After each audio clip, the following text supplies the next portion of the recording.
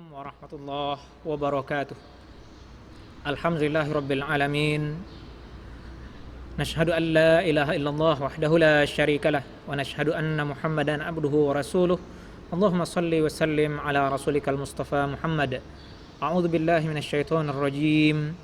Ya ayyuhalladzina amanu kutiba alaikumus shiyamu kama kutiba alal ladzina min qablikum la'allakum tattaqun. أياما معدودات فمن كان منكم مريضا أو على سفر فعدة من أيام أخر وعلى الذين يطيقونه فدية طعام مسكين فمن تطوع خيرا فهو خير له وأن تصوموا خير لكم إن كنتم تعلمون. Kaum muslimin, Bapak dan Ibu saudara seiman yang kami muliakan, pertemuan ini kita sedikit membahas tentang seluk-beluk masalah fidyah dalam hukum Islam, khususnya fidyah tidak berpuasa di bulan Ramadan. Ayat tentang ibadah puasa di Al-Baqarah 183 184 yang sudah kita baca tadi cukup jelas. Penggalan yang kita ambil adalah wa 'alal ladzina yutiqunahu fidyatun ta'amu miskin. Bagi orang-orang yang berat atau susah baginya untuk berpuasa, apakah karena usia yang sudah tua atau sakit yang lama dan tidak sembuh-sembuh, maka mereka diberikan pilihan oleh Allah membayarkan fidyah, memberi makan orang miskin. Maka di sini kami termasuk yang cenderung kepada yang lapang.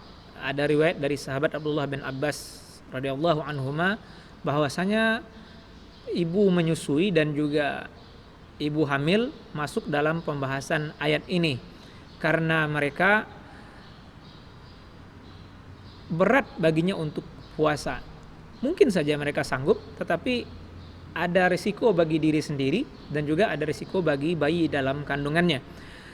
Dari info media yang kita dapat bahwasanya ketika seorang ibu hamil kekurangan nutrisinya, maka bayi dalam kandungannya akan mengambil kebutuhannya dari sumsum tulang belakang si ibu, dan itu mungkin akan berefek negatif bagi si ibu di masa depan.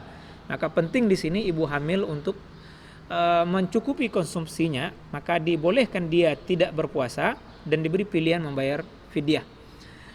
Kami di sini tidak merinci soal perbedaan pendapat para ulama bahwasanya ada keadaannya mesti bayar fidyah dan juga mengqadha puasa, karena kita tidak cenderung dengan pendapat itu. Demikian juga yang kita dapat dari dalam kitab As-Shiyamnya Dr. Yusuf Qaradawi bahwasanya bebannya dari awal hanya satu, berpuasa. Maka kalau tidak sanggup puasa ya qadha. Tidak mungkin qadha berarti pindah kepada fidyah. Mari kita ukur ini umumnya ibu hamil, tahun ini hamil. Tahun depan kalau dia normal menyusui bayinya, itu 2 tahun. Dia mau puasa kapan? Maka memang yang lebih bijaksana kita melihat ibu hamil dan menyusui mengambil keringanan membayar fidyah saja. Nah, kemudian kita bahas di sini soal kadar fidyah. Ulama fikih kita dapati berbeda pendapat dalam cara pembayarannya. Maka secara ringkas kita berikan di sini. Cara pertama adalah mengundang orang miskin itu makan. Mungkin diundang ke rumah begitu. Oh, sudah 3 hari tidak puasa, silakan undang 3 orang miskin waktu berbuka puasa, maka mereka ini makan standar normal, maka sudah lunas fidyah untuk 3 hari. Atau mungkin juga pilihan kedua, belikan makanan, umum di kita di Padang misalnya dengan istilahnya nasi ampera atau nasi bungkus, belikan itu 1 miskin 1 bungkus. Maka di akhir Ramadan silahkan beli nasi bungkus 30 atau 29 sesuai dengan jumlah hari tidak puasanya. Maka berikan masing-masing 1 orang miskin. Sedikit yang kita garis bawahi di sini adalah bahwasanya pembayaran fidyah tidak ditakdim. Artinya kalau kewajibannya belum datang maka tidak dibolehkan membayarnya. Kalau kita misalnya baru sampai hari ini hari ke-18 berpuasa, maka kita hanya membayar fidyah untuk 18 hari. Untuk hari ke-19 besok belum.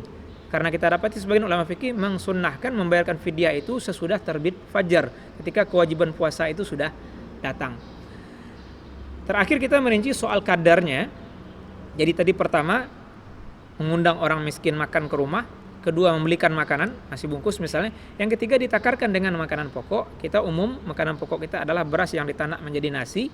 Nah di sini ada ulama yang mengambil kadar ringan, satu harinya satu miskin satu mud. Ada yang paling berat mengukur dengan satu harinya satu sok, sama dengan kadar zakat fitrah. Ada yang mengambil dengan kadar 2 mud atau setengah sok. Kami pribadi cenderung mengambil yang tengah ini, karena kalau kita main angkakan dengan harga, itu cukup dekat dengan normalnya makan seorang sekali makan. Dan memang di sini tidak diwajibkan memberi makan orang miskin itu sehari tidak puasa 3 kali makan, tidak.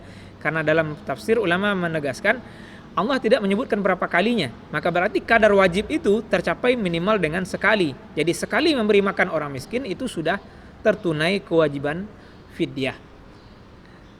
Maka berapa itu setengah sok atau 2 mud itu? Kita cenderung mengambil hasil penelitian bahwasanya satu sok itu adalah 2,75 liter kalau diliterkan. Kalau dikilokan lebih kurang 2 kilo 156 gram atau 2,156 kilogram. Jadi 2156 gram atau 2 kilo 156 gram. Maka berarti setengahnya adalah untuk fidyah satu hari. Berarti satu sok itu 2,75 liter itu bisa untuk bayar fidyah 2 hari.